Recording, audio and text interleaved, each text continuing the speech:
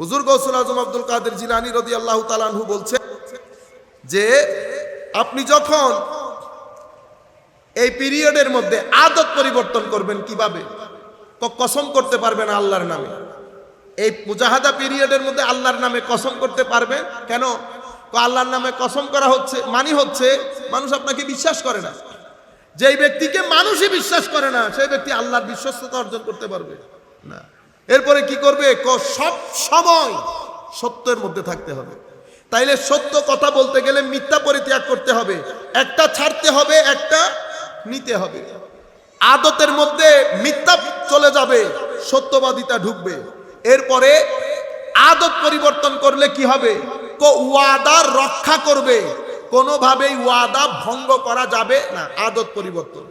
এরপরে মানুষকে আগে গালিগালাজ করতাম, এখন গালিগালাজ করা যাবে না। এরপরে কথাই কথাই মানুষকে বদদুয়া দিতাম, এখন জুলুম করলেও বদদুয়া করা যাবে। হুজুর গৌসুল আজম যিনি কাদেরিয়া তরিকার বাণী, উনি আমাদেরকে শিখাচ্ছেন তরিকতের আসল জিনিস। এরপরে কি কোনো কারণে, যে কোনো কারণে আহলে কেবলা, যারা আহলে কেবলা আপনার মসজিদে নামাজ পড়ে, আপনার জবাইকৃত জিনিস খায়, তাকে আপনি কোনো কারণে কাফের বলতে পারবেন না, কাফের বলতে পারবেন না। এখন যে রাস্তায় দাঁড়িয়ে কথায় কথায় যে কাফের বলা বলি করতেছে, হুজুর গৌসুল আজম আব্দুল কাদের জিলানী বলছেন আমার এই মুজাহিদা পিরিয়ডের মধ্যে নতুন ছাত্র যারা জয়েন করছে তারা কোনো কারণে আহলে কেবলাকে কাফের বলবে না, বুনিয়াতুত তালিবিন। এরপরে কি করতে হবে? আগে আমার দৃষ্টি দিয়ে অনেক হারাম জিনিস দেখতাম, এখন দেখা যাবে না। এরপরে মানুষের উপর বোঝা হয়ে যাব, মানুষের উপর, এটা একটা খুব খারাপ জিনিস, বোঝা হয়ে যাওয়া, মানুষকে ডিস্টার্ব করা, এটা করা যাবে না। এরপরে লোভ, মানুষের কোনো কিছুর কারণে লোভ করা যাবে না। এরপরে কি? ভদ্রতা, আত-তাওয়াদু, যেটা তাসাউফের একেবারে আপনি মনে করতে পারেন হাড্ডি এবং রক্ত সুফিবাদে, সেটা কি? আত-তাওয়াদু, ভদ্রতা। হুজুর গৌসুল আজম বলছেন জানেন ভদ্রতা কি? ভদ্রতা হচ্ছে প্রত্যেক ব্যক্তিকে নিজের চেয়ে ভালো মনে করা, প্রত্যেক ব্যক্তিকে নিজের চেয়ে ভালো মনে করা।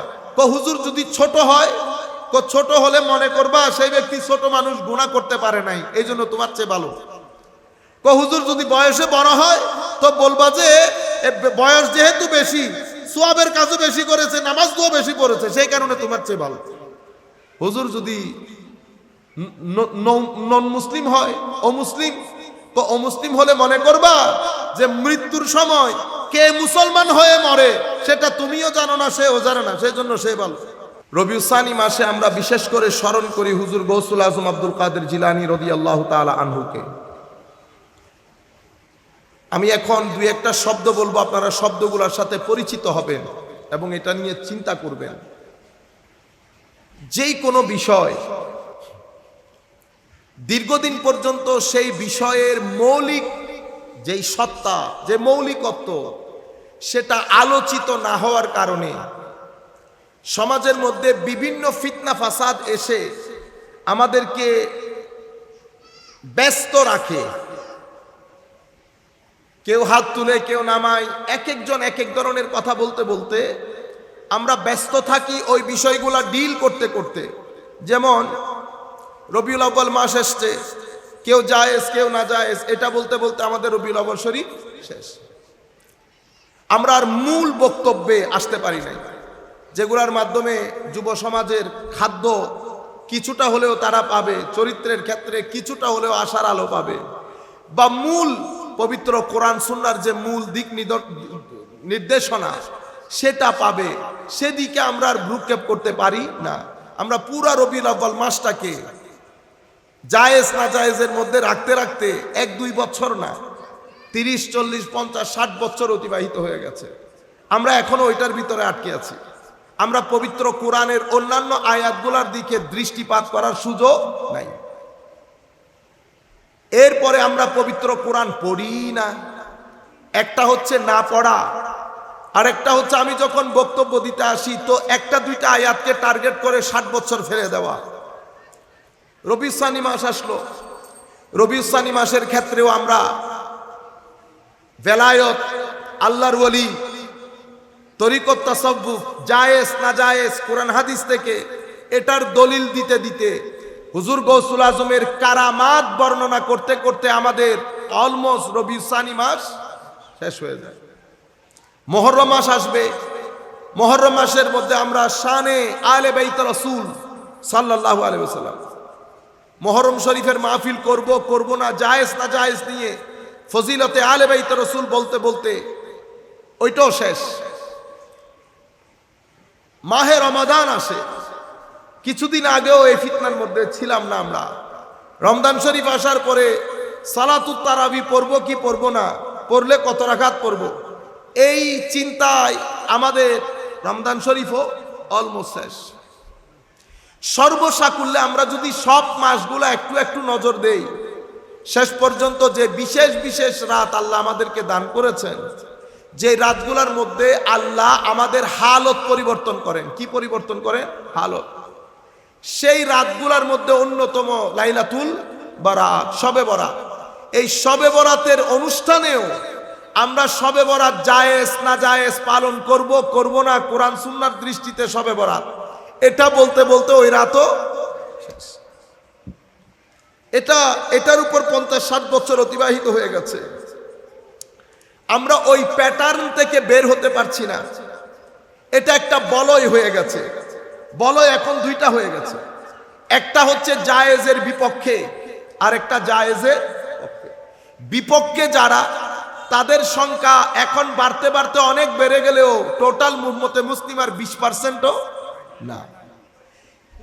এভাবে ঈদে মিলাদুন নবী বলেন, মাযহাবের কথা বলেন, এগুলা বলতে বলতে মোট কথা আমাদের সময় শেষ, জিন্দেগিও শেষ। কালো চুল সাদা হয়ে গেছে। ক্ষতি কোনটা করেছে? যারা নাজায়েজ বলছে তারা কিছু কিছু লেখাপড়া করে, তারা তাদের এই লেখাপড়া করার কারণে, কারণ লেখাপড়া অনেক বড় জিনিস, যে বিষয়ে পড়েন না কেন মনে রাখবেন, জাতি যদি শিক্ষিত না হয় তো রাস্তাঘাট উন্নয়ন হবে, কারেন্ট যেখানে নাই সেখানে খাম্বা দাঁড়াই যাবে। আমরা মনে করি এগুলা হচ্ছে উন্নয়ন, এগুলা আমরা মনে করি না, এগুলা উন্নয়ন মনে করি। মনে রাখবেন, এটা উন্নয়ন না। উন্নয়ন কাকে বলে জানেন? উন্নয়ন হচ্ছে যখন জাতির চরিত্র পরিবর্তন হয়, যখন কোনো জাতির শিক্ষার হার দিনে দিনে বাড়তে বাড়তে সতের দিকে চলে যায়, যখন কোনো জাতির সমাজের মধ্যে সমমান, গরিব ধনী সব যখন আইনের চোখে সমান হয়, যখন কোনো জাতির সব মানুষ তাদের যে বেসিক প্রয়োজন সেটা যখন সবার সমানভাবে পূরণ হয়, তখন বলা হয় জাতি উন্নত হচ্ছে। জাতি উন্নত। তো জাতি যখন উন্নত হবে, গার্মেন্ট ফ্যাক্টরি করলে সেখানে জুট ব্যবসা বের হয় না? বের হয় কিনা? তো জুট ব্যবসা কি গার্মেন্ট যিনি মালিক, ইন্ডাস্ট্রিয়ালিস্ট, ওনার ব্যবসা কি আসলে জুট ব্যবসা না? এটা তো বায়ো প্রোডাক্ট একটা ব্যবসা বের হয়ে যায়, কিন্তু আসল তো হচ্ছে গার্মেন্টস ফ্যাক্টরি। তো আমাদের আসল ফ্যাক্টরি হচ্ছে এটা। আমার লেখাপড়া বাড়ছে কিনা, শিক্ষার হার বাড়ছে কিনা, চরিত্র বাড়ছে কিনা। মনে রাখবেন, একটা হচ্ছে শিক্ষিত হওয়া আর একটা হচ্ছে সুশিক্ষিত হওয়া, দুইটা দুই ধরনের জিনিস, দুই জিনিস। সেটা আমরা একটু পরে আসব। আমি শুধু আপনাদেরকে বলতে চাচ্ছি, শিক্ষা, চরিত্র, সমমান এবং আমার যে বেসিক প্রয়োজন, জান, মাল, খাদ্য, এই যে বেসিক প্রয়োজন, সেটা যখন সকলের সমানভাবে পূরণ হবে তো বলা হয় জাতি উন্নতি হচ্ছে, জাতি উন্নতি হচ্ছে। কিন্তু আমরা এখন আমাদের মধ্যে ওই যে সব জায়গায় রসম রেওয়াজ ঢুকে, রসম রেওয়াজ, এখন আমাদের কাছে আনুষ্ঠানিকতা হচ্ছে রাস্তা পাকা হয়ে যাওয়া, কারেন্টের খাম্বা দাঁড়িয়ে যাওয়া। বুঝতে পেরেছেন? এই যে আমাদের ভিতরে এটা এসেছে, এটা 1-2 দিনে আসে নাই। আমাদের যাকেই জিজ্ঞেস করবেন সে বলছে কেন রাস্তা হয়ে যায় নাই। এটা কেন হয়েছে? কারণ 20-30 বছর ধরে আমরা এটাই শুনে আসছি। যারা উন্নয়নের সংজ্ঞা দেয় তাদের কাছ থেকে আমরা জানতে চাই নাই উন্নয়ন কাকে বলে। আপনারা বুঝতে পেরেছেন? আমরা এখানেও ধর্মের ক্ষেত্রেও আমরা এই শুনতে জায়েজ না জায়েজ, মাযহাব পালন করব করব না, এটা শুনতে শুনতে আমাদের মাথা ঝালাপালা হয়ে গেছে। এখন যারা এটার অস্বীকার করে তারা কিছু লেখাপড়া করে, লেখাপড়া করার পরে তারা বাজারে আসে, আসার পরে যখন আপনার সাথে কথা বলে আপনি তার সাথে জবাব দিতে পারেন না। সে এসেছে সিম্ফনি ফোন নিয়ে, একটা সিম্ফনি চাইনিজ ফোন আছে না, ফোন নিয়ে সে বাজারে এসে তার ফোন বিক্রি করে চলে গেছে। আপনি আইফোন নিয়ে বাজারে বাজারে ঘুরতেছেন, আপনার আইফোন কেউ খরিদ করছে না। আপনি শুধু বাজারকে কি বলছেন, আমারটা আইফোন, আমারটা অনেক সুন্দর ভালো ফোন। আপনি ভালো ফোন বলে লাভ নাই, আপনার আইফোন কেন ভালো সেটা যদি আপনি না জানেন আপনি আপনার আইফোন বিক্রি করতে পারবেন? পারি নাই তো। আইফোন বিক্রি করে আমি ঘরে ঢুকার কথা, কিন্তু সিম্ফনি বিক্রি করে ঘরে ঢুকে গেছে, আমি আইফোন নিয়ে এখনো বাজারে বাজারে ঘুরছি কেন? কারণ যিনি সিম্ফনি বিক্রি করতেছেন উনি বিক্রয় করার আর্ট শিখে গেছে, কিভাবে বিক্রি করতে হয়, এবং উনি সিম্ফনিকে মোটামুটি গবেষণা করে বুঝে গেছে কোন পার্টে কি আছে, ফিচার কি, লাভ কি, ক্ষতি কি। সে বাজারে এসে তুতা মানাতো, প্যারট রিডিং, তোতার মতো করে বুঝাই বাজায় বালবুল চলে গেছে। আপনি এসেছেন আইফোন, আপনাকে জিজ্ঞেস করতেছে, আপনি বলতেছেন আইফোন। এখন কাস্টমার জিজ্ঞেস করতেছে আইফোন কি, আপনি বলতেছেন আইফোন অনেক বড় ফোন তো। উনি জিজ্ঞেস করতেছেন ভাই বড় ফোন ছোট ফোন, আইফোন কি জিনিস বলতে পারতেছেন না। এটা কেন সিম্ফনি থেকে ভালো বলতে পারতেছেন না। এটার ভিতরে কি কি আছে বলতে পারতেছেন না। ক্যামেরার রেঞ্জ কতটুকু বলতে পারতেছেন না। বুঝতে পেরেছেন? এই জন্য জানা আর না জানা দুইটার মধ্যে আসমান জমিনের তফাৎ। যদি আপনি জানেন যে কোনো বাজারে আপনি আপনার প্রোডাক্ট খাওয়াই দিতে পারবেন, আর যদি না জানেন তাহলে আপনি আপনার ভালো জিনিসটাকেও সমাজে দিতে পারবেন না। তাহলে আপনারা এখানে কি দেখলেন? কেউ অস্বীকারী যারা আমাদেরকে এগুলোর মধ্যে ব্যস্ত রাখে, তাদের মধ্যে গ্রুপ তিনটা। কয়টা? তিনটা। এক দলের দায়িত্ব হচ্ছে শুধুমাত্র বাজারের মধ্যে কথাগুলা বলে আপনাকে ডিস্টার্ব করা। আরেক দল কি করছে? সারাদিন লাইব্রেরি ঘরের মধ্যে বসে কিতাবাদির মধ্যে বসে আছে, সে ধারাবাহিকভাবে লিখে যাচ্ছে। আরেক দল সে এই যে লিখলে তো হবে না, সমাজের মধ্যে রন্ধ্রে রন্ধ্রে ঢুকিয়ে দেওয়ার জন্য প্রতিষ্ঠান করছে। কি করছে? প্রতিষ্ঠান।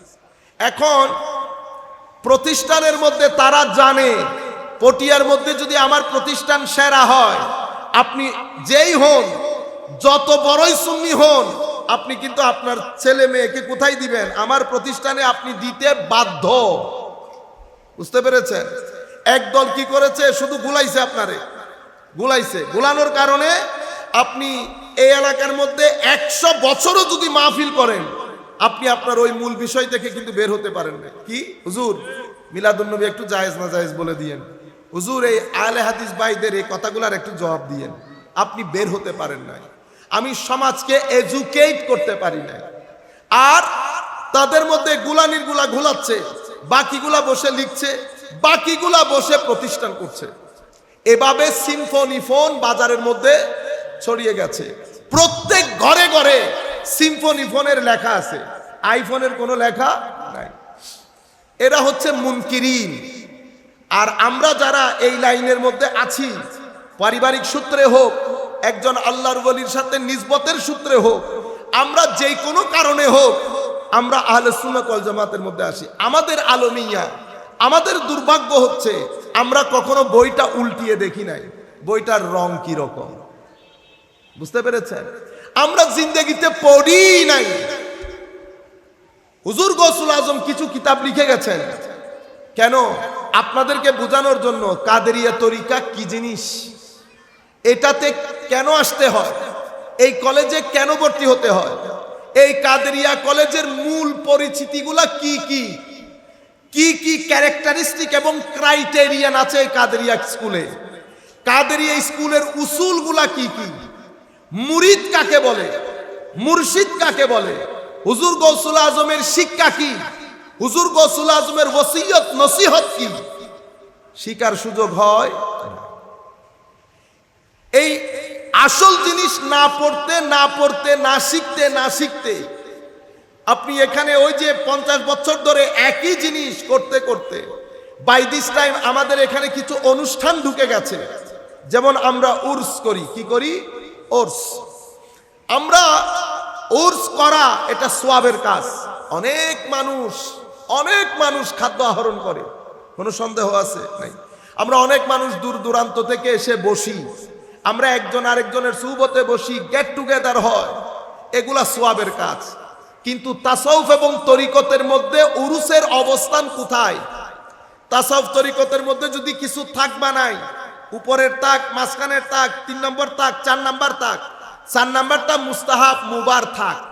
তাসাউফ ও তরিকতের ক্ষেত্রে উরুসকে কোন তাকে রাখবেন? উপরের তাকে রাখতে পারবেন, মাঝখানের তাকে, 3 নম্বর তাকে, 4র্থ নাম্বার থাকে। কিন্তু আমরা এই বিষয়টা আমাদের কাছে তাসাউফ এবং তরিকতের মূল বিষয় হয়ে গেছে। কেন? একটা দীর্ঘ সময় চলে যাওয়ার কারণে লেস ইম্পর্টেন্ট জিনিস আমাদের কাছে ইম্পর্টেন্ট হয়ে গেছে, এবং আসল জিনিসগুলো হারিয়ে রসম রেওয়াজ, আনুষ্ঠানিকতা, এগুলো আমাদের বিষয়, আমাদের এখানে মূল বিষয় হয়ে গেছে। এখন নতুন প্রজন্ম যাদের বয়স 15-20 বছর, তাদেরকে যদি জিজ্ঞেস করেন তাসাউফ ও তরিকত কি, তারা মনে করবে তাসাউফ ও তরিকত মানে উর্স পালন করা। আপনি বুঝতে পেরেছেন? আবার বলছি, উর্স এটা নাজায়েজ না, এটা সোয়াবের কাজ। অসংখ্য মানুষ খাদ্য গ্রহণ করছে, নট জোক। কিন্তু তাসাউফ ও তরিকতের মধ্যে এটার অবস্থান কোথায় সেটা আপনি দেখবেন না। বিয়ের মধ্যে এখন যাদের বয়স 15 বছর, তারে যদি জিজ্ঞেস করেন বিয়ের আসল কি জিনিস, সে বলতে পারবে না। কেন? রসম রেওয়াজের মধ্যে আসল জিনিস হারিয়ে গেছে। সেই দেখেছে বিয়ে নামক সংস্কৃতিতে প্রথমে আমরা 2-3 মাইক্রো মিলে মেয়েটাকে দেখতে যাই। এখন আপনি যদি বলেন হঠাৎ করে এই প্রজন্মের ছেলেকে এভাবে দেখতে যাওয়া না জায়েজ, সে আপনাকে কি জবাব দেবে জানেন? আপনি আমার বাবার চেয়ে বেশি দিনদার হয়ে গেছেন। হ্যাঁ, সেই সময়ের লোকজন, ওনারা দিন বুঝেন নাই, আপনি বেশি বুঝতেছেন। ওনারা জান নাই, কারণ এগুলা সে দেখতে দেখতে দেখতে তার মানসপট এবং স্ক্রিনের মধ্যে এটা সুপার গ্লু দিয়ে বসে গেছে। এরপরে সেই দেখেছে এখানে একটা এঙ্গেজমেন্ট হয়, সেই এঙ্গেজমেন্ট অনুষ্ঠানের মধ্যে, এখন তো এঙ্গেজমেন্ট অনুষ্ঠানের মধ্যে ছেলে এবং মেয়ে এক স্টেজের মধ্যে আসে এবং বড় অনুষ্ঠান হয়, দেখছেন? এখনো কিন্তু আমরা মূল পর্বে ঢুকি নাই। এর পরবর্তীতে সে দেখেছে এখানে কিছু জিনিস আদান প্রদান হয়। এরপরে আগদের ডে, আপনি 20 বছর পরে কোন ছেলেকে যদি বুঝান যে বিয়ের দিন আগদ হবে, সে বলবে এটা জায়েজ নাই। কেন? আগ তো আগে হয়ে যেতে হবে। সে কি কোরআন হাদিস জানে? সে আগামাতা কোনো কিছু, সে যেটা দেখেছে তার চোখ, সেটা তার ভিতরে বসে গেছে। সে দেখেছে আগদ আগে হয়ে যাবে, 100-150-200 মানুষের খাওন হবে, অতঃপর বিয়ের দিন মেয়ের পরিবার খাওয়াবে। এখন আমি তাকে যদি ডেকে বলি ভাইজান মেয়ের পরিবার না, আপনি ওলিমা খাওয়াবেন, সে বলবে ওলিমা জিনিসটা কি? ওলিমা জিনিসটা কি? কারণ খাওয়াবে তো মেয়ে। আমরা এত বেগাইরত, মাইন্ড করবেন না, কারণ এর চেয়ে ভদ্র শব্দ আমার কাছে আর নাই। কারণ এই জিনিসের, এটার যদি হ্যামার দিয়ে বাড়ি মেরে ভাঙ্গা না হয়, হ্যামার দিয়ে বাড়ি মেরে ভাঙ্গা না যায়, এবং নির্লজ্জ লজ্জাজনক শব্দ যদি ব্যবহার না করি, আমাদের এই যে ঘুমের মধ্যে আমরা আছি, এই ঘুম থেকে চোখ আমাদের খুলবে না। মেয়ের পরিবার আমাদেরকে মেহমানদারি করবে, মেহমানদারি মেয়ের পরিবার করবে না ছেলের পরিবার করবে? ছেলের পরিবার। কিন্তু এটা টুইস্ট হয়ে গেছে, কারণ এখানে হিন্দুয়ানা কালচার আছে, সেই কালচার আমার ভিতর ইনফ্লুয়েন্স করেছে, আমরা সেটা পিক আপ করেছি, করে এখন মেয়ের পরিবারকে আমরা বার্গেনিং করি। কি করি? দর কষাকষি করি। 700 না 700 হবে না, আমার 1000 আসবে। কোন গাইরতমন্দ মানুষ, কোন, আপনারা বলেন না সবাই, কোন গাইরত ব্যক্তিত্ব যার ভিতরে আছে, বিন্দু পরিমাণ লাজ লজ্জা শরম যার ভিতরে আছে, সেই কখনো মেয়ের বাবার মুখে বলতে পারবে না যে আমার বরযাত্রী 1000। বুঝতে পেরেছেন? মেহমান কি কখনো বলতে পারবে আমি আমার ভাইজান দারুণ করে মেহমানদারি করেছে, আমি ওনাকে বলতে পারবো ভাইজান আরো 2-4টা তরকারি রাখলে ভালো হইতো না? এটা আপনি কাজ করলেন, আমার ইজ্জত সম্মানের প্রশ্ন। তো আমি যদি এটা বলি, তো বলতে হবে যে আসমানের নিচে জমিনের উপরে নির্লজ্জের উপর আমার নোবেল পাওয়া দরকার। কি পাওয়া দরকার? Nobel prize.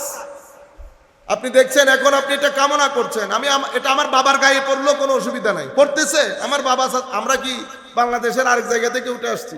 আমি আবার কোন পুকুরের বুজুর্গ? একই ঘটনা, আমিও এই সোসাইটির সাথে ইনভলভ। নির্লজ্জতার যেই কথা, বেগাইরতপূর্ণ কথা বলতেছে, এটার মধ্যে আমিও আছি। আমি আপনাদেরকে বলতে চাচ্ছি, এর পরবর্তীতে দেখেন ঠাসাই খাইছেন মেয়ের বিয়েতে। ওয়ালিমা যখন আসছে, এখন মেয়ের বাপকে বলতেছেন ওনারা 70-80 জন করে এসেছেন। আসল খাওয়া যেটা যেটা আমার নবীর সুন্নত, সেটার মধ্যে 70-80 জন এসে গেছে। এবং ওয়ালিমা শব্দটা সমাজ থেকে আলবেদা নিয়ে নিয়েছে। এটাকে রসম রেওয়াজ বলে। রসম সমাজের মধ্যে এমন ভাবে ঢুকে যায়, আসল জিনিসটা হারিয়ে যায়। আসল জিনিসটা হারিয়ে যায়। কুরবানি, কুরবানি এটা জিনিস কি? এটা আপনি 14,000 বার মার্কেটে যাবেন, মার্কেট থেকে আসবেন, এটা যান, ছেলেরা যাবে, এনজয় করবে, এটাতে মানা নাই। কিন্তু আপনি রুহে কুরবান যেটা, সেটা মিস করে ফেলেছেন। রুহে হজ মিস হয়ে গেছে, রুহে সালাত মিস হয়ে গেছে, রুহে মিলাদুন নবীর মাহফিল নাই। শুধুমাত্র সাজ সজ্জা, আলেম উলামার ড্রেসের বাহার, আর ফিশের বাহার, বিকাশের বাহার, স্টেজের বাহার, সব বাহারে মিলে ঈদে মিলাদুন নবীর আসল যে রু কোনটা? রু হচ্ছে একটা আমার, একটা আপনার। আমি যখন এখানে আসব, তো আমি প্রস্তুতি নিয়ে আসতে হবে না? আমার একটা প্রস্তুতি আছে। আমি কোন বিষয়ে কথা বলবো, আমি এখানে একটা বিষয় নির্ধারণ করে এসেছিলাম। শ্রোতা দেখে আমি তাৎক্ষণিকভাবে পরিবর্তন করতে হয়েছে। আমার একটা আইডিয়া ছিল, অন্যরকম ভাবে চিন্তা করতেছিলাম। তো আমার একটা প্রস্তুতি লাগবে। আল্লাহর দরবারে নিয়ত হচ্ছে, মাওলা এই যে এখানে যাচ্ছি এত কষ্ট করে, আল্লাহ জবান দিয়ে ওই কথাগুলো বলার তৌফিক দান করবেন, যেই কথাগুলোর মাধ্যমে খালকে খুদার উপকার হবে। আপনার প্যারা রাসূলের মুখে কিছুটা হলেও হাসি ফুটাতে পারবো, এবং আমার হালত তাদের হালতের মধ্যে পরিবর্তন আসবে, আমার আদত তাদের আদতের মধ্যে পরিবর্তন আসবে। এটা আমার নিয়ম। আমি এখানে বিকাশ করতে আসি নাই তো, বুঝতে পেরেছেন? আপনি যখন এখানে বিকাশ ঢুকাবেন, আপনার নিয়ত, খুলুস, ইখলাস, এটা আপনি যদি বড় বুজুর্গ হন তাইলে থাকবে, নতুবা থাকার কথা। আচ্ছা, আমি জানি আপনারা রেগে যাবেন। এর পরবর্তীতে আপনাদের একটা নিয়ত আছে না? আপনাদের নিয়ত হবে, মাওলা এলাকার মাহফিল, বাৎসরিক একটা মাহফিল, এমনিতে গুনার সাগরে ডুবে থাকি, আল্লাহ আমাদেরকে যদি এই মাহফিলের সদকায় আমাদের ভিতরের মধ্যে যদি একটা পরিবর্তন করে দেন। তিলাওয়াতে কোরআন করি না, জিকির করি না, নামাজে যাই না, অথচ আস্তে আস্তে চুল পাকা শুরু করেছে। এলাকার মুরব্বীরা আস্তে আস্তে নাই হয়ে যাচ্ছে, নিজের বয়সের লোক আস্তে আস্তে চলে যেতে শুরু করেছে। কখন ডাক দিয়ে তুলে ফেলেন, মাওলা মাওলা আপনাকে স্মরণ করার, আপনার মহব্বত ধারণ করার তৌফিক দান করেন।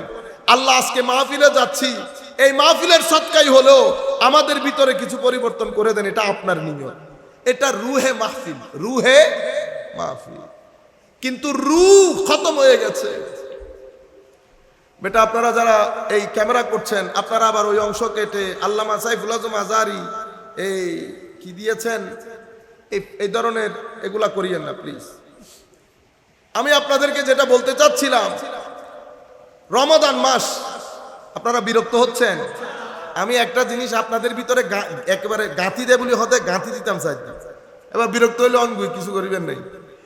রমজান পুরা রোজার মাসের মধ্যে আপনারা চিন্তা করে দেখেন তো, 10 রমজানের পরে কোথায় তাহাজ্জুদ?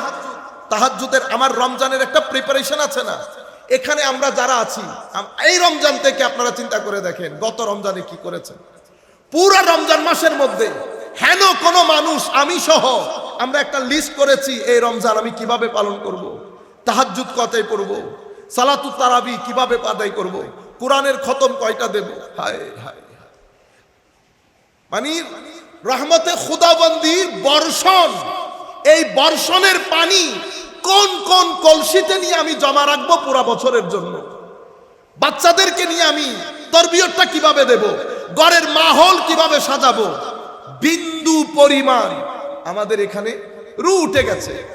আমরা রোজার শুরুতে একটা লিস্ট হয়, রোজার ইফতারির বাজার নিয়ে, ইফতার আবারও বলছি আমার ভাইরা, ইফতারির বাজারের লিস্ট করা গুনার কাজ না, সওয়াবের কাজ।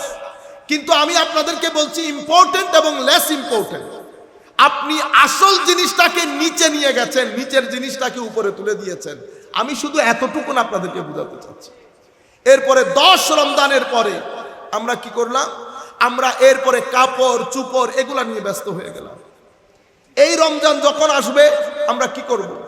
এই রমজানের মধ্যে আপনি যখন নিয়ত করবেন, হায় হায়, আপনি যখন নিয়ত করবেন, আল্লাহ এই রমজান মাসে যেন আমি আমার গুনাহগুলো মাফ করাই নিতে পারি, তোমাকে যেন রাজি করাইতে পারি। আপনি যখন এই নিয়ত করে কোমর বেঁধে নামবেন, আমার আল্লাহ অনেক কাজ আপনার জন্য সহজ করে দেবে। যখন আপনি এই আন্দাজে করবেন, ঘরের মাহৌলের মধ্যে পরিবর্তন আসবে। নাম্বার 1। নাম্বার 2, আপনি ওই যে মার্কেটিং এর লিস্টের নাম করছি না, এটা একটা এনজয়মেন্টের শামিল। এটাকে আপনি সওয়াবের কাজে আনেন, নিয়ত করেন। এই রমজানের মধ্যে যদি আপনার কাছে টাকা পয়সা থাকে, আপনি আপনার গরিব আত্মীয় স্বজনের মাঝে 10,000 টাকা বিতরণ করেন। অসুবিধা আছে? 10,000 টাকা দিয়ে 10 জন মানুষকে পাঞ্জাবি দেওয়া যায়, অথবা 10,000 টাকা দিয়ে 10 জন মহিলাকে শাড়ি দেওয়া যায়। রমজানের ওই চলতে চলতে ছেলেদেরকে নিয়ে এটা লিস্ট করেন, এই লিস্টের মধ্যে সওয়াব আছে, এই লিস্টের মধ্যে সওয়াব আছে। তারাবি পরে এসেছেন, কিছুক্ষণ রিক্রিয়েশন দরকার, রিফ্রেশমেন্ট দরকার। ছেলেদেরকে নিয়ে 20,000 হোক, 30,000 হোক, রমজানের মধ্যে একটা টার্গেট করবেন যে এই টাকাগুলো আমরা মানুষের জন্য খরচ করব। হালিওয়া নিজের ফগরত ধরিলে খামবো না ক্যা? কারণ আমার আল্লাহ বলছেন, বান্দা তোমাদের মধ্যে কারো টাকা পয়সা বেশি, কারো টাকা পয়সা কম। যার কম তাকে আমি কম দিয়েছি, যার বেশি তাকে আমি বেশি দিয়েছি। এটা আমার দেওয়া। ওয়া মিম্মা রাযাকনাহুম ইউনফিকুন। আল্লাহ এখানে আগে আমার আকীদা শুদ্ধ করেছে, এরপরে আমাকে হুকুম দিয়েছে, করতে বলেছে কি? তারা আমি যেটা তাদেরকে দিয়েছি সেখান থেকে খরচ করো। আপনারা যখন এই আন্দাজে এভাবে ধারাবাহিকভাবে চলে যাবেন, তো আল্লাহ বলছে, আওয়ালাম ইয়ারাউ আন্নাল্লাহা ইয়াবসুতুর রিজকা লিমান ইয়াশা ওয়া ইয়াকদির ইন্না ফি যালিকা লাআয়াতিন লিকাওমি ইউমিনুন। আল্লাহ রাব্বুল আলামিন বলছেন, আওয়ালাম ইয়ারাউ আন্নাল্লাহা ইয়াবসুতুর রিজকা লিমান ইয়াশা ওয়া ইয়াকদির। আপনাদের এখানে যে কারো টাকা পয়সা বেশি, কারো টাকা পয়সা কম, আমার আল্লাহ বলছে সেটা আমি করেছি। এবং এখানে মুমিনদের জন্য একটা নিদর্শন রেখেছি আমি। সুতরাং আমার টাকা পয়সা যদি বেশি থাকে, 1 কোটিও থাকতে পারে, 1 লাখও থাকতে পারে, 1000ও থাকতে পারে, তো আমার আল্লাহ বলছেন আমি কাদেরকে ভালোবাসি জানো? যারা 1 টাকা থাকলে 1 টাকার মতো খরচ করে, 1 লাখ থাকলে 1 লাখের মতো খরচ করে, 1 কোটি থাকলে 1 কোটির মতো খরচ করে। কোরআনে পাকের আল্লাহ বলছেন, আল্লাযীনা ইউনফিকুনা ফিস সাররাই ওয়াদ দাররাই ওয়াল কাযিমিনাল গাইজ ওয়াল আফিনা আনিন নাস ওয়াল্লাহু ইউহিব্বুল মুহসিনিন। আমার আল্লাহ বলছেন, যারা পকেটে বেশি থাকলেও দেয়, পকেটে কম থাকলেও দেয়। সাররা ওয়াদ দাররা ওয়াল কাযিমিনাল গাইজ, গুসাকে যারা হজম করে, ওয়াল আফিনা আনিন নাস, মানুষকে যারা ক্ষমা করে, আল্লাহু ইউহিব্বুল মুহসিনিন। এই কাজ যারা করে তারা আমার ওলি, তারা আমার ওলি, আমার বন্ধু। আমি তাদেরকে ভালোবাসি, আমি তাদেরকে ভালোবাসি। আপনারা পুরো বিষয়টা বুঝতে পেরেছেন? আমি যেখান থেকে যাত্রা শুরু করেছি রসম রেওয়াজ বোঝাতে গিয়ে, এভাবে রসম তরিকত এবং তাসাউফের ক্ষেত্রেও, সুফিবাদের ক্ষেত্রেও রসম জায়গা করে নিয়েছে, আসল বিদায় হয়ে গেছে। আমার ভাইরা, তাফসীরের যেমন মৌলিক কিছু কিতাবাদি আছে, হাদিসের যেমন মৌলিক কিছু কিতাবাদি আছে, ফিকার যেমন মৌলিক কিছু কিতাবাদি আছে। আপনি যাই বলবেন হাদিসের মৌলিক কিতাবের বাইরে বলতে পারবেন? বলতে পারবেন না। তাফসীরের মৌলিক কিতাবের বাইরে কথা বলতে পারা যাবে? যাবে না। অনুরূপভাবে তাসাউফ ও তরিকতেরও কিছু মৌলিক কিতাব আছে। আপনি বেশি পণ্ডিতি করে, স্মার্টনেস দেখিয়ে, কথা বেশি দেখাইতে গিয়ে এখানকার বাইরে যেতে পারবেন না। মৌলিক গ্রন্থগুলা কি কি আমি 2-1টার নাম বলি আপনাদেরকে। যেমন ইমাম কুশাইরির আর রেসালা, যেটাকে রেসালা কুশাইরিয়া বলে, এটা হুজুর গৌসুল আজম আব্দুল কাদের জিলানী রাদিয়াল্লাহু আনহু, উনি পরবর্তী যুগের বলি। ওনাকে বলা হয় মুতাখিরিনদের বলি, মানে মুতাখিরিনের সময়কালে। আর পূর্ববর্তী যুগের গুলাকে বলে মুতাকাদ্দিমিন, আগের যুগের। তো আমি এখন যাদেরকে বলছি, যেমন ফুদাইল ইবনে ইয়াদ, জুন্নুন আল মাসরি, বায়েজিদ বুস্তামি, বায়েজিদ, বিশর আল হাফি, হাতেম আল আসম, উনারা প্রথম যুগের আল্লাহর ওলি, প্রথম যুগের আল্লাহর ওলি। হারেস আল মুহাসিবি প্রথম যুগের আল্লাহর ওলি। তো ইমাম কুশাইরিও অনেক আগে, প্রথম যুগে, উনার কিতাব রেসালা। এর পরবর্তীতে উনার ছাত্র ইমাম দাতা গঞ্জে বখশ আলী হুজবেরি, উনার কিতাব কাশফুল মাহজুব। এরপরে ইমাম তুসির আল লুমা। এর পরবর্তীতে কুতুল কুলুব, মানাজিলুস সাইরিন, ইহয়া উলুমিদ্দিন হুজ্জাতুল ইসলাম ইমাম গাজালি। এর পরবর্তীতে ইমাম শিহাবুদ্দিন সোহরাওয়ার্দীর আওয়ারিফুল মাআরিফ। এগুলো আমি এমনিতে দুই একটা আটার মধ্যে লবণ ছিটকাইলাম আপনাদেরকে। এগুলা হচ্ছে তাসাউফ ও তরিকতের মূল গ্রন্থ। আপনি যা কিছু বলবেন এই কিতাবের ফ্রেমওয়ার্ক থেকে বলতে হবে, বুঝতে পেরেছেন? এখন তরিকত এবং তাসাউফ, এটা রূহ কি, আসল কি, আমরা কোনটা জানি? আমরা কি করি, যখন গিয়ারবি শরীফের মাস আসে আমরা পুরা মাস কারামাত বলে বলে কাটিয়ে দেই, কারামাত বলে বলে কাটিয়ে দেই। এখন মনে রাখবেন, কারামাত, আল্লাহর ওলিদের যে কারামাত, সেটা সাধারণ শ্রোতাদের মধ্যে আসর করে, কোনো সন্দেহ নাই। কিন্তু আপনাকে বুঝতে হবে, এখনকার যেই প্রজন্ম, সেই প্রজন্মকে আপনি শুধু কারামাত বললে হবে না, তাদেরকে তরিকত এবং তাসাউফের ব্যাপারে এজুকেট করতে হবে। এখন এজুকেট করতে গেলে আমি মূল কথাগুলো মূল জায়গা থেকে বলতে হবে যে তাসাউফ ও তরিকতের কাজ কি।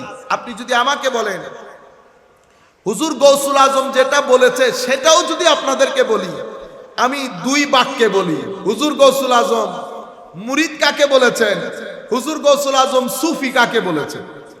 হুজুর গৌসুল আজম আব্দুল কাদের জিলানী রাদিয়াল্লাহু আনহু, ওনার কিতাব আল ফাতহুর রাব্বানী, এটা হুজুর আব্দুল কাদের জিলানীর গৌসুল আজমের ওয়াজ তকরিরের কিতাব, ওয়াজ তকরিরের সংকলিত গ্রন্থ। উনি বলছেন আস-সুফি আল খালিস, আসল সুফি, আসল, দেখছেন উনিও বলতেছেন আস-সুফি আল খালিস, আসল সুফি। তার মানে সেই সময়ও নকল জিনিস ছিল, নাইলে আসল কেন বললেন? আমি এটা খুঁজতে গিয়ে পিছনের দিকে যাওয়া শুরু করলাম।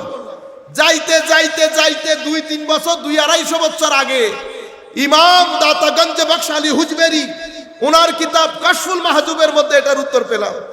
হুজুর দাতা গঞ্জে বখশ উনি বলছেন, আমি আমার শেখকে নিয়ে ওই আজারবাইজানের গ্রাম দিয়ে যাচ্ছিলাম। আমি দেখলাম সুফিয়ানা ড্রেস পরে, সুফিয়ানা ড্রেস পরে কিছু লোক, তখন গম আহরণের সিজন ছিল, আমাদের এখানে ধানের সিজন থাকে না, গমের সিজন ছিল।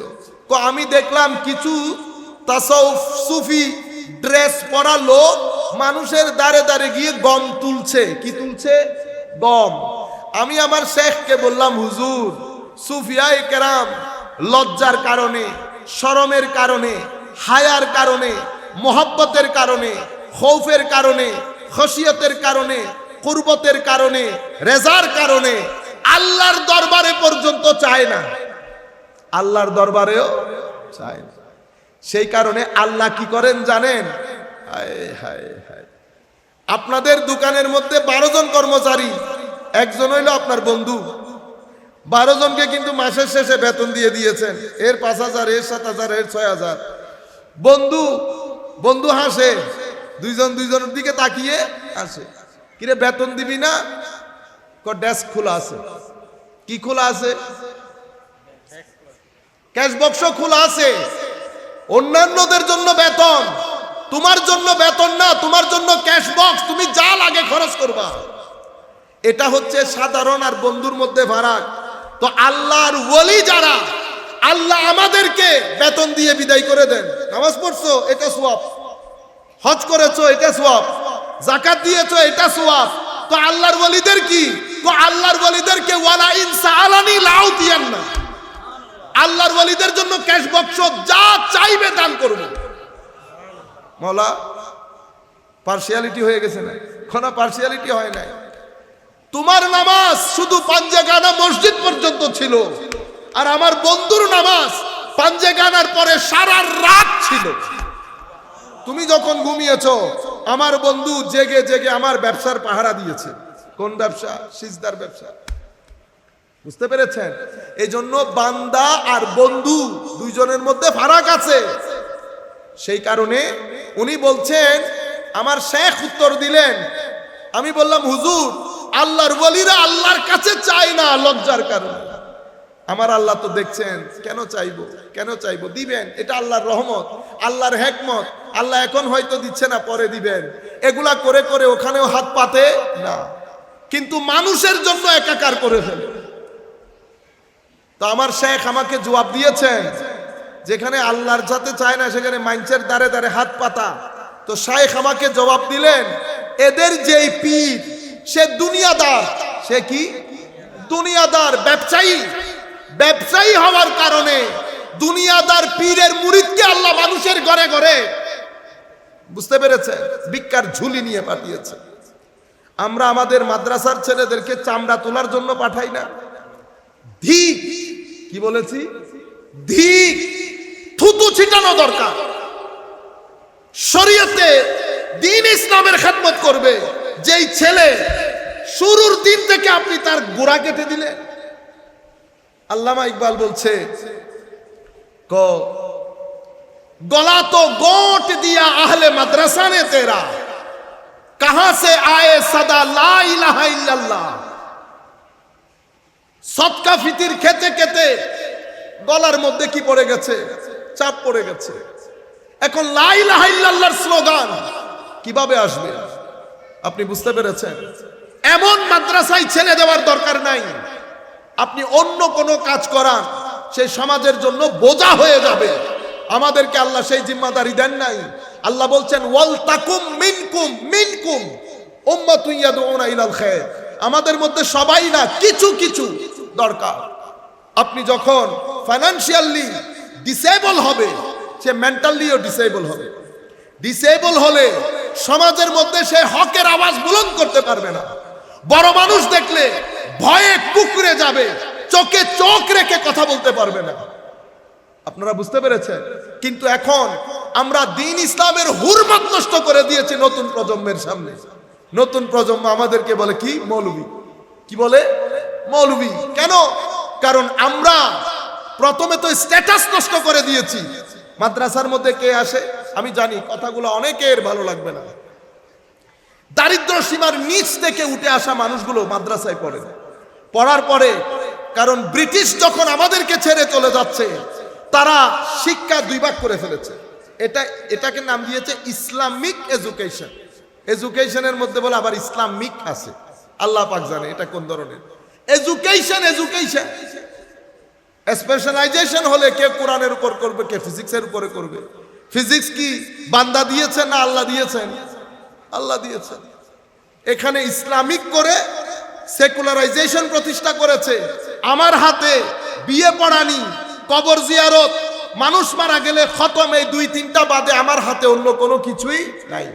তারা জানতো 50-60 বছর পরে নতুন প্রজন্ম যখন আসবে, অটোমেটিক্যালি খাতে পিতে গারানে সে মাদ্রাসায় আসা বন্ধ হয়ে যাবে। সেটাই হয়েছে। এখন আপনারা বলেন কি? সব জায়গায়। কিছুদিন আগেও সিলেট শাহজালাল বিশ্ববিদ্যালয়ের মতো একটা ইউনিভার্সিটিতে একজন প্রফেসর, এত সিনিয়র মানুষ যদি এই কথা বলে, মাদ্রাসা এরকম করে, হুজুররা এরকম করে। বুঝতে পেরেছেন? আল্লাহ, আমি শুরু করি, আপনাকে একটু এখানে স্টপ করেন। আমি আপনারে বলি কেন হচ্ছে ঘটনা। আপনি কোত্থেকে এসেছেন? মাদ্রাসার ছেলে কোত্থেকে আসে? আপনি আমের চারা লাগাচ্ছেন, কমজোরটা, আপনি ওখান থেকে আশা করছেন বড় বড় ঠাসা মিষ্টি মিষ্টি আম ধরবে। হবে কোনোদিন? এটা সুন্নতে ইলাহি না। সুন্নতে ইলাহি হচ্ছে যেমন কর্ম তেমন ফল। আপনি কর্ম যেটা করবেন সেটার ফল ভোগ করবেন। জামানা ছিল যখন এই ডিসক্রিমিনেশন ছিল না, তখন আমাদের এই শিক্ষার মানহাজ দিয়ে গাজালি বের হয়ে এসেছে। রুয়ে জমিনের কেউ চোখে চোখ রাখতে পারে না। জুয়াইনি বের হয়ে এসেছে, রাজি বের হয়ে এসেছে। শেষ পর্যন্ত শেরে বাংলা বের হয় নাই। হেন কোন মায়ের ছেলে শেরে বাংলার চোখে চোখ রেখে কথা বলতে পেরেছে? কিন্তু এখন হয়েছে। কেন? আমরা এই কারণে আমাদের এখানে উগ্রতা বেড়ে যাচ্ছে, কারণ সামান্য যার কাছে টাকা পয়সাই নাই, যে ডিপেন্ডেন্ট, তাকে যদি আপনি টাকা পয়সা দেন, স্বাভাবিকভাবে আপনি তাকে দিয়ে যে কোনো কাজ করাতে ফিরকা ওয়ারিয়ত, একজনকে একজন গালাগালি। মাহফিলের মধ্যে দেখেন না হুজুরের জোশ জশবা সবকিছু গালাগালির মধ্যে, কেন? কারণ উনি বলয়ের মধ্যে থাকতে চান, বলয় থেকে বের হতে চান। কেন থাকতে চান জানেন? কারণ বলয়ের মধ্যে দাওয়াত, দাওয়াত মানে কি এটা আপনারা বুঝেন, বুঝতে পেরেছেন? আমি সবার কথা বলছি। মাহফিলের মধ্যে এই যে দেখছেন না, কেউ কুমিল্লা পাচ্ছে, কেউ দিনাজপুর পাচ্ছে, বুঝতে পেরেছেন? কোরআনের মধ্যে কি পেয়েছে? কুমিল্লা এবং দিনাজপুর। কেন পাচ্ছে? ওই বলয়কে খুশি করার জন্য, কারণ ওখানে দাওয়াত জড়িত, দাওয়াত জড়িত হলে চা জড়িত থাকে। কি এক আজীব মাহলের মধ্যে পড়ে গেছে, বুঝতে পেরেছেন? আপনি হকের কথা বলছেন, হক কোথায় আসবে? তখন আমরা যখন ঘাড় তেরামি করে কথা বলি, আপনি বলেন হুজুর অহংকারী বেশি। আপনি গায়রত আর অহংকার দুইটার মধ্যে ফারাক করতে পারতেছেন না। গায়রত এবং অহংকারের মধ্যে ফারাক করতে পারছেন না, কারণ আপনি দেখেছেন আপনি আসলে মানুষ নেমে যায়, এখন আপনি এসে দাঁড়ানোর সাহস করতেছেন না। আপনি এটা মেনেও নিতে পারতেছেন না একজন আলেমের মধ্যে এই অবস্থা, বুঝতে পারতেছেন? আপনি এটা নিতে পারতেছেন না, পরে মানুষকে খাওয়াইতেছেন, বেশি অহংকারী। দেখছেন না অবস্থা? আপনি গায়রত আর অহংকারের মধ্যে ফারাক ধরতে পারেন নাই। আমরা কার কাছ থেকে শিখেছি? সুফিয়ায়ে কেরামের কাছ থেকে শিখেছি গায়রত। হুজুর জুনায়েদ বাগদাদী রাদিয়াল্লাহু আনহু হজের মধ্যে অর্ধ পৃথিবীর শাসক সরকারি অফিসার দিয়ে উপঢৌকন পাঠিয়েছে হুজুর জুনায়েদ বাগদাদীর ঘরে। সিম্পল ঘরের মধ্যে, জীর্ণ শীর্ণ, টাকা পয়সাও সেরকম নাই। খাদেম এসে বলেছে হুজুর সরকারি অফিসার এসেছে, হাতের মধ্যে মনে হচ্ছে তোহফা আছে। হুজুর জুনায়েদ বাগদাদী বলেছেন চলে যেতে বলো, আমাদের সাথে সরকারের কোন অফিসারের কোনো লেনদেন নাই, আমি এখানে আল্লাহর মেহমান, মালিকের দরবারে। অর্ধ পৃথিবীর সরকারি অফিসারকে সালাম তো নেওয়ার কথা, দূরের কথা দেওয়ার নেনও নাই। খাদেমকে বলেছেন চলে যেতে বলো সসম্মানে। এটাকে গায়রত বলে। কি বলে? গায়রত। এটাকে অহংকার বলে না। আপনারা বুঝতে পেরেছেন? আমি চাচ্ছি আমাদের মাদ্রাসায় যারা পড়ে তাদের ভিতরে যেন আমার ভিতরে আগুন যেটা জ্বলছে, সেই আগুন যদি দিয়ে যাইতে না পারি আপনাদের ভিতরে, তাহলে তো আমার আশা যাওয়ার লাভ হইল না। সমাজ আপনাকে আন্ডার এস্টিমেট করে, আপনি সেটা বুঝতে পারছেন না। সমাজ আপনাকে কোনো সালিশ বিচারের মধ্যে ডাকে না। সমাজ আপনাকে ডাকে মানুষ মারা গেলে খতমে কোরআন পড়ার জন্য, সেটাও সওয়াবের কাজ। কিন্তু আমি বলছি সমাজের প্রেস্টিজিয়াস জায়গার মধ্যে আমরা দেখছি না কত জায়গায় কতভাবে পরীক্ষা দিতে হয়।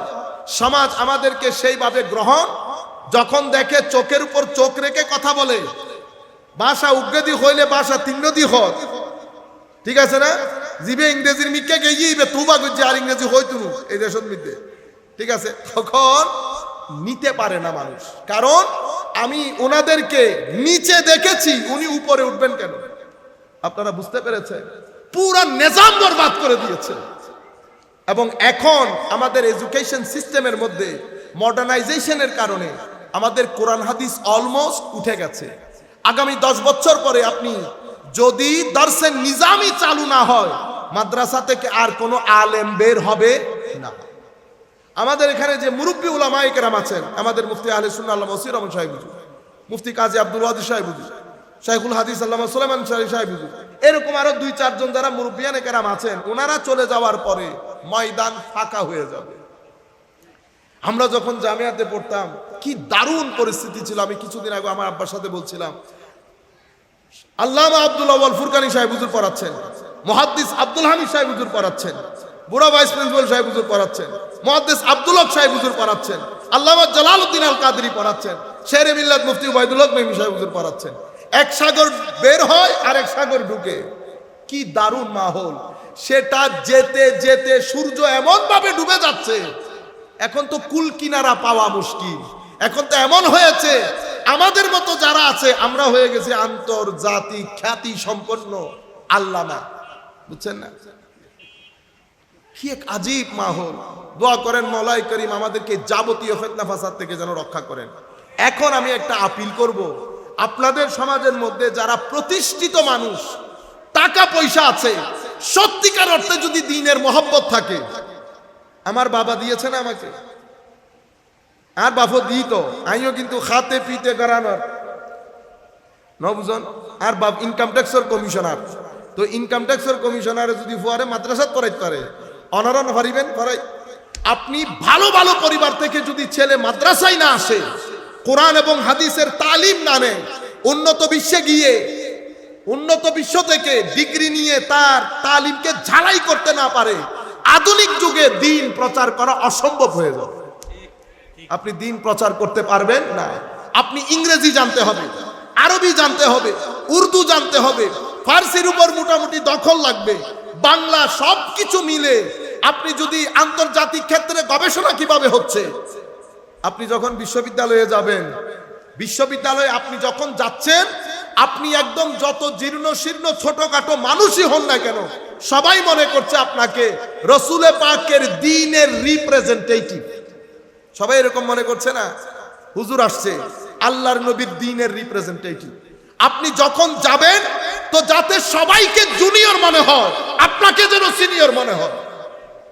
হিন্দি টিপ দিলে হিন্দি আওয়াজ বাইরন করিব, হিন্দি টিপ দিলে হিন্দি আওয়াজ বাইরন করিব, যতক্ষণ তাহিবেন মজলিসুল ফল করি সারিদন করিব। সবাই যেন বলতে বাধ্য হয় যে নবী পাকের দ্বীন, হেলা খেলা না। মৌলবী বলে ট্র্যাক্টর চালাই দিতে পারবেন না। আপনারা বুঝতে পেরেছেন? বড় দুঃখ থেকে কথাগুলো বলছি।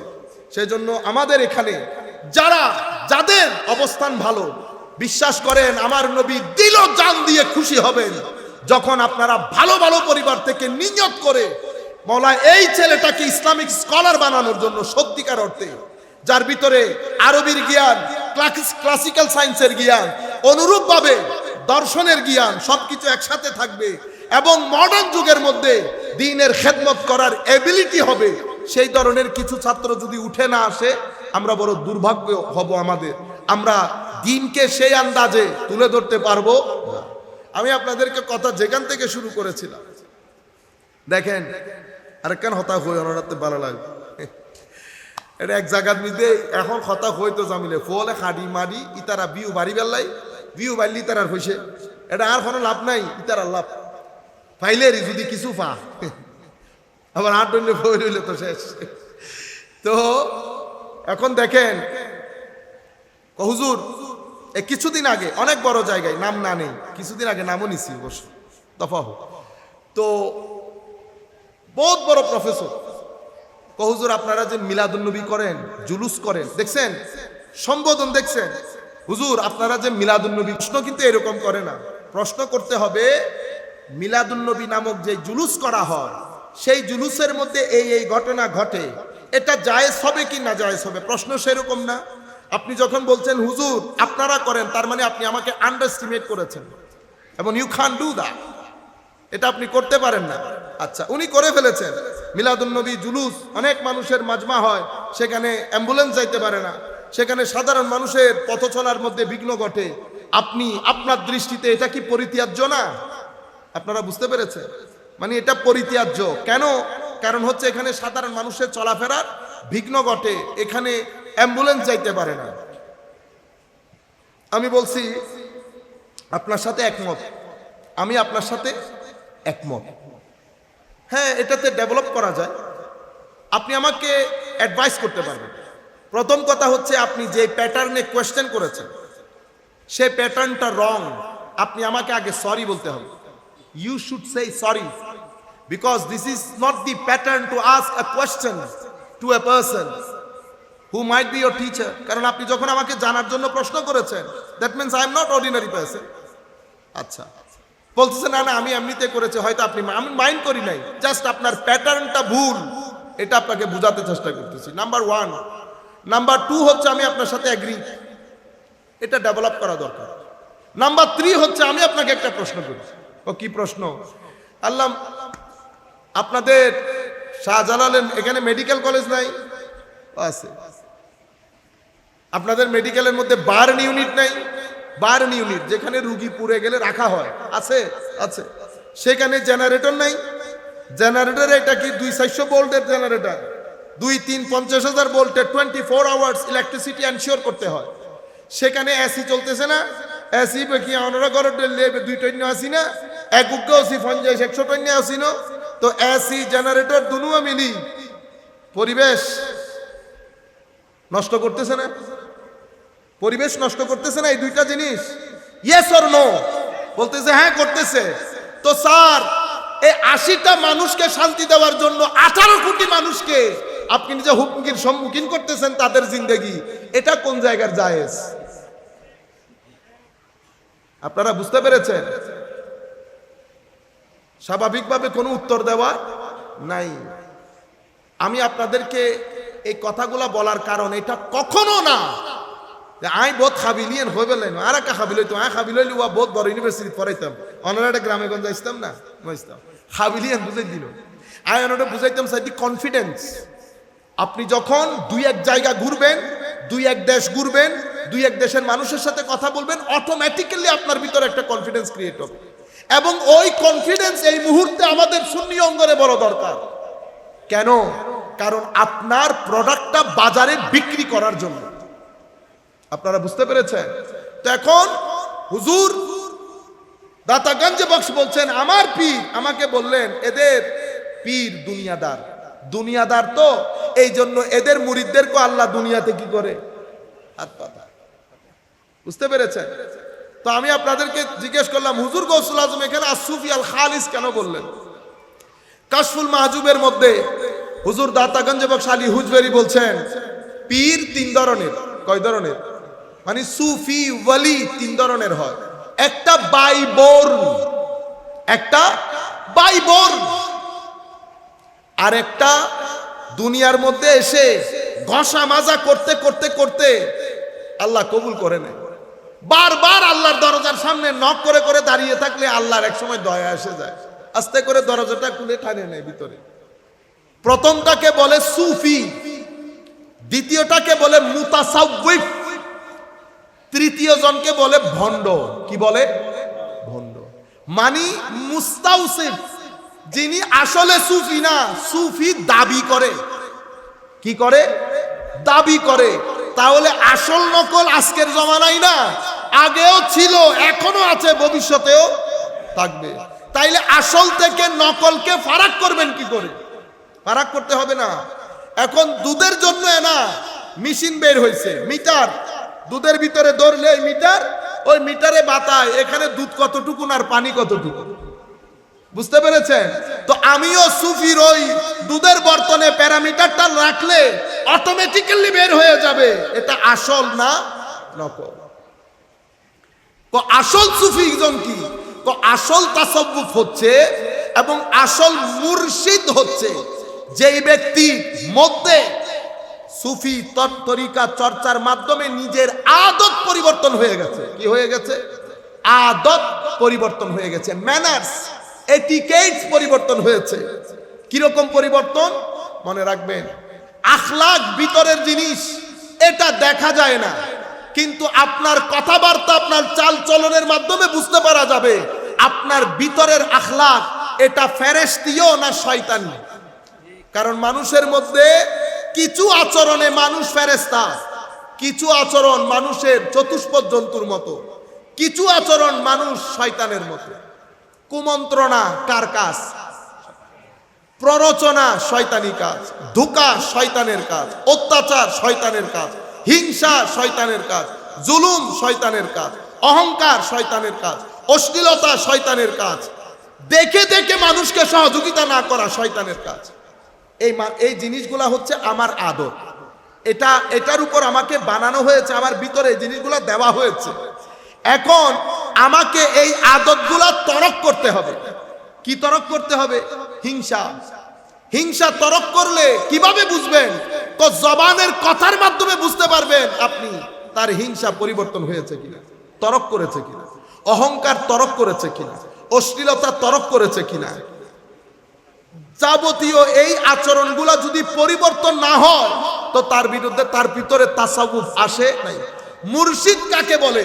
যিনি এটা পরিবর্তন করেছেন এবং পরিবর্তনের নিয়ম নীতি শিক্ষা দেন, তাকে মুর্শিদ বলে। এখানে অন্য কোনো কিছু নাই।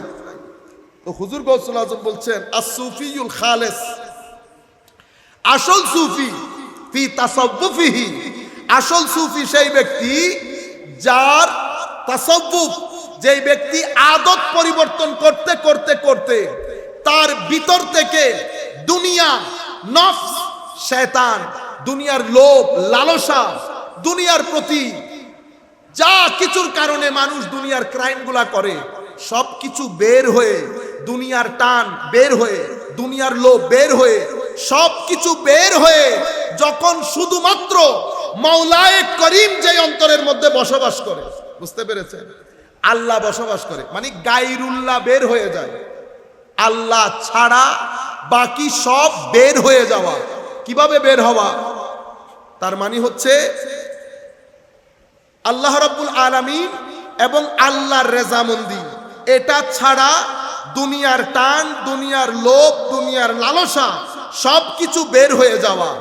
এবং সিদকে কালব, সত্যবাদিতা, একনিষ্ঠতা, ইখলাসের সাথে, ইবাদতের সাথে, আদতকে তরক করে সিজদার সাথে, খুলুসিয়তের সাথে যেই ব্যক্তি আল্লাহর সন্তুষ্টির জন্য সংকল্প করে এবং সেই সংকল্প অনুযায়ী রাত দিন মুজাহাদার মধ্যে থাকে, সেই ব্যক্তিকে সুফি বলে।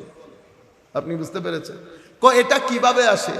হুজুর গৌসুল আজম বলছেন ওয়াহাজা শাইউন লা ইয়াজিউ বিতাগয়িরিল খিরাক, এই জিনিসটা কাপড়ে চুপড়ে হয় না। আমাদেরকে বলছে যে যত জুব্বা কুব্বা পরে আসো, এই পরিবর্তনের সাথে জুব্বার কোনো সম্পর্ক নাই।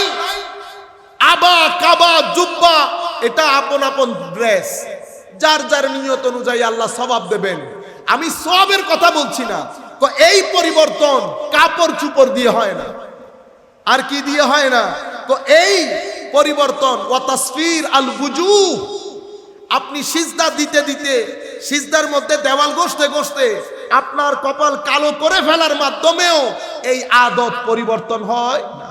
সেই কারণে আমাদের ভাইয়েরা, আমরা বলেন না 10 বার হজ করেও যে লাউ সেই কদু, সারা জিন্দেগি নামাজ পড়েছি, 30-40 বছরের নামাজ। আমরা সবাই পিছনে গিয়ে একবার চিন্তা করে দেখব। মনে রাখবেন, নামাজ পড়ব, আদত যদি পরিবর্তন না হয় তাইলে বুঝতে হবে নামাজ ইঁদুরে খেয়ে ফেলতেছে। কিসে খেয়ে ফেলতেছে? ইঁদুর। এই জায়গাটা আপনাদেরকে বলে আমরা শেষ করব। আমি হুজুর গৌসুল আজমের এটা একটার পর একটা শেষ করি, এটা মানা রাখবেন, ইঁদুর, এতটুকুন বললে আমার স্মরণে আসবে। এরপরে বলছে ওয়াজাম আল আত্তাফ, এটা কি? মানুষের সামনে আসলে, মানুষের, আমাদের খৌফ, খশিয়ত, ভদ্রতা, নম্রতা সব তো মানুষের সামনে, ঠিক না? মানুষের সামনে আসলে আমাকে এখন দেখলে আপনাদের মনে হচ্ছে না বহুত বড় বুজুর্গ, ঠিক না? সুফিয়ায়ে কেরামের কথা বলতেছি, হালতের কথা বলতেছি, দেখলে মনে হচ্ছে বহুত বড় বুজুর্গ না?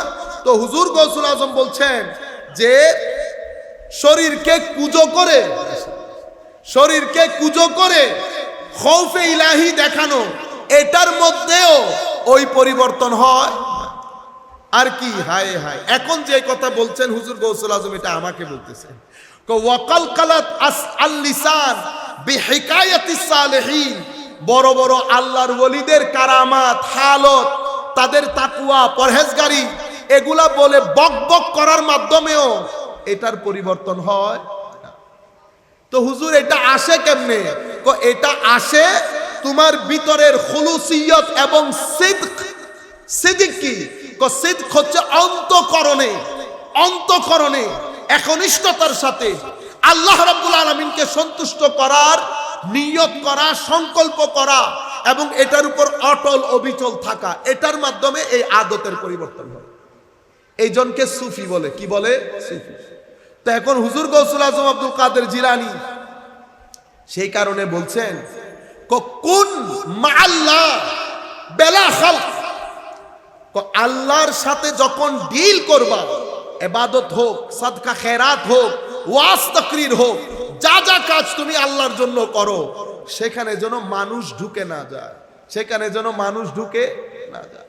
মানুষ ভালো বলবে, মানুষ বড় বক্তা বলবে, মানুষ বড় কারি বলবে, মানুষ উঠে গেছে, মানুষ হাতে চুমো দিচ্ছে, বা এগুলা সব দুনিয়াদারি, এগুলা সব দুনিয়া। আপনারা বুঝতে পারছেন? হুজুর গৌসুল আজম আমাকে বলছে কুন মা আল্লাহ, বান্দা পৃথিবীতে চলাচল হবে, কেউ উঠবে কেউ বসবে, চোখ দিয়ে চেয়ে থাকবা, কিন্তু মনের দৃষ্টি কখনো তাদের উপর দিবা না। সব সময় মনের দৃষ্টি আল্লাহর সাথে জুড়ে রাখবা। কে উঠছে, কে বসছে, কে সম্মান দিচ্ছে, কে কথা বলছে, এগুলা নিতে কান দিয়ে যাবে, কিন্তু দোয়া দরুদ এবং আল্লাহর প্রতি আপনার যে অ্যাটেনশন, সেটা বললে কি হয়, এগুলা কান থেকে বের হয়ে যায়, ভিতরে ঢুকে। এটা আল্লাহ এক সময় প্রোটেকশন করে নেন। তখন বান্দা জিগাইছে, হুজুর এতগুলা মানুষ যে দাঁড়াই গেছে, তখন হুজুর জবাব দেয়, কই আমি তো খেয়াল করি নাই। আপনি বলতেছেন হুজুর আপনি চেয়েছিলেন, আমি চেয়েছিলাম ঠিক, আমি খেয়াল করি নাই। তো খেয়াল কে নিয়ে নেন? মাওলাই কায়নাত নিয়ে নেন। যখন উনি চান আল্লাহ এই ময়লা আবর্জনাগুলো আমার ভিতরে ঢুকে আমার কলবের সিদক, নিয়ত এবং ইখলাস যেন নষ্ট করে না দেয়, তখন আমার আল্লাহ নিজে মাঝখানে একটা পর্দা দাঁড় করিয়ে দেয়। চোখ আছে চেয়ে থাকে, কিন্তু অ্যাটেনশন ওই জায়গার মধ্যে থাকে। কান আছে শুনে, কিন্তু অ্যাটেনশন ওই জায়গার মধ্যে থেকে যায়। আপনারা বুঝতে পেরেছেন? এরপরে বলছে ওয়াকুন মাআন নাস বেলা নফস, যখন মানুষের সাথে ডিল করবা, টাকা পয়সা দিচ্ছ, পরামর্শ দিচ্ছ, সাথে থাকছো, যা কিছু করবা, এখানে যেন নফস না থাকে। তার মানে কি? কোনো লোভ, কোনো চাওয়া পাওয়া, মানুষকে সম্মান করব, মানুষকে স্নেহ করব, বড় মানুষ হোক ছোট মানুষ হোক যেই আসুক সম্মান করব আপন জায়গায়, কিন্তু কোনো লোভ থাকবে না। আমার ভাইরা, বেনিয়াস যদি হতে চান, বেনিয়াস, কারো পকেটের দিকে জিন্দেগিতে তাকাবেন না। এটা আমার নবী শিখিয়ে দিয়েছেন। ইজহাদ ফিমা আইদিন নাস ইউহিব্বুকান নাস, মানুষের সাথে থাকবো, মানুষের পকেটের দিকে আমি দৃষ্টি রাখবো না। আমার লোভ লালসার জায়গা মানুষের পকেট হবে না। মনে রাখবেন, আমার যিনি মালিক, ভারী পকেটের মালিকও তিনি। যিনি ভারী পকেটকে ভারী করতে পারেন, উনি হালকা পকেটকেও ভারী করার সক্ষমতা রাখেন। আমার নিয়তের সমস্যা। মনে রাখবেন, দৃষ্টি সব সময় মালিকুল মুলকের দিকে রাখবেন। আল্লাহ রাব্বুল আলামিন বেনিয়াস করবে, সম্মানিত করবে, যত বড়ই হোক না কেন আপনি সম্মানের আসনে আপনিই বসবেন। মাওলাই করিম এই দিন, এই দিনের জ্ঞান, এই দিনের খেদমতের মধ্যে সবচেয়ে বেশি সম্মান মাওলা এখানে রেখেছে। কিন্তু আমরা আমাদের নিয়তের কারণে ছটফট ছটফট করি। কেন?